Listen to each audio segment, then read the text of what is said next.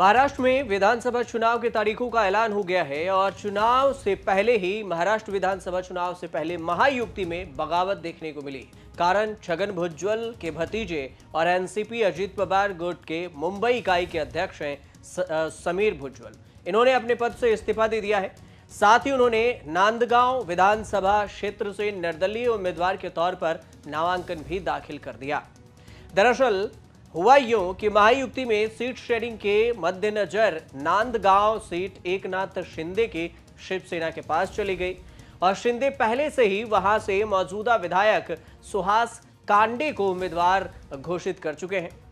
अब समीर भुजबल नांदगांव विधानसभा क्षेत्र से चुनाव लड़ने के इच्छुक थे और वह पार्टी से टिकट की मांग कर रहे थे।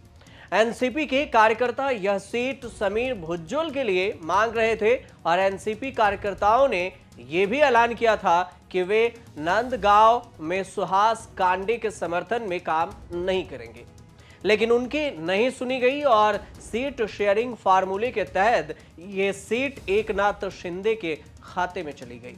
इसके बाद शिंदे ने यहां से अपनी पार्टी के वर्तमान विधायक सुहास कांडे को मैदान में उतार दिया।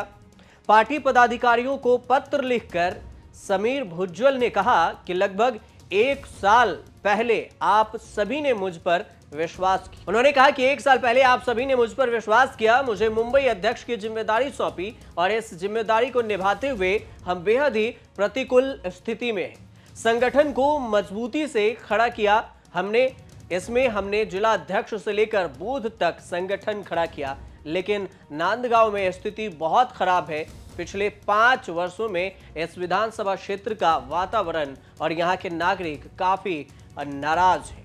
इस संबंध में नांदगांव के कार्यकर्ताओं, पदाधिकारियों और नागरिकों की बैठक हुई। नांदगांव में परिवारों की बढ़ती मांग, नागरिकों की बढ़ती मांग के मद्देनजर मैंने चुनाव लड़ने का फैसला किया। मैं एनसीपी से मुंबई अध्यक्ष पद से इस्तीफा दे रहा हूं क्योंकि मुझे यहां से नहीं उतारा गया।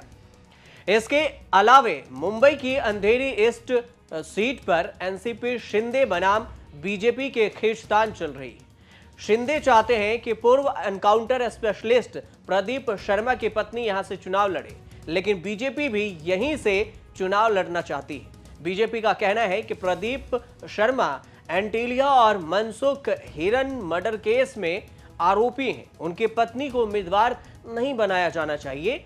ऐसे में बीजेपी का उम्मीदवार बेहतर रहेगा और इसी बीच में दोनों के बीच में अभी फाइनल फैसला नहीं हो सका।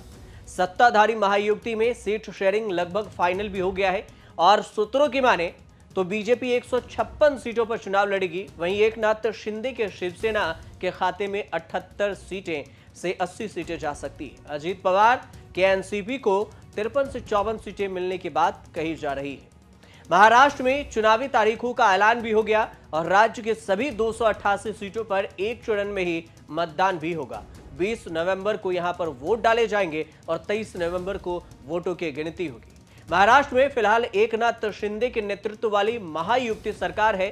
सत्ताधारी महायुति में एकनाथ शिंदे के शिवसेना और अजित पवार के नेतृत्व वाले राष्ट्रवादी कांग्रेस पार्टी यानी कि एनसीपी के साथ ही बीजेपी भी शामिल है। इस गठबंधन के सामने मुख्य रूप से महाविकास अघाड़ी मैदान में। इसमें कांग्रेस, शिवसेना यूवीटी और एनसीपी शरद पवार गुट शामिल है। अब दिलचस्प बात यह होगी कि आखिर चुनाव परिणाम जब होंगे तो कौन किसको कितना टक्कर देता है, ये देखने वाली बात है। लेकिन महाराष्ट्र में 288 विधानसभा की सीटों में से बीजेपी, शिवसेना एकनाथ शिंदे, एनसीपी के अजित पवार की गठबंधन में 2019 के परिणाम को देखें तो बीजेपी ने सबसे ज्यादा 105 सीटें जीती थी और इस महायुति में दमखम के साथ मैदान में उतरने जा रही है। इस बार सीट शेयरिंग पर अंतिम दौर की बातचीत चल रही है और 103 विधायकों वाली बीजेपी, शिवसेना के शिंदे गुट वाले 40 विधायक और एनसीपी के अजित पवार के पास अभी 43 विधायक हैं। ऐसे में बीजेपी राज्य में सबसे बड़ा दल है। देखना दिलचस्प ये होगा कि बड़ा दल होते हुए भी महाराष्ट्र में महायुति की जो दोबारा सरकार बनती है या फिर बाजी इंडिया गठबंधन मार ले जाती है। फिलहाल आप देखते रहिए न्यूज़ तक।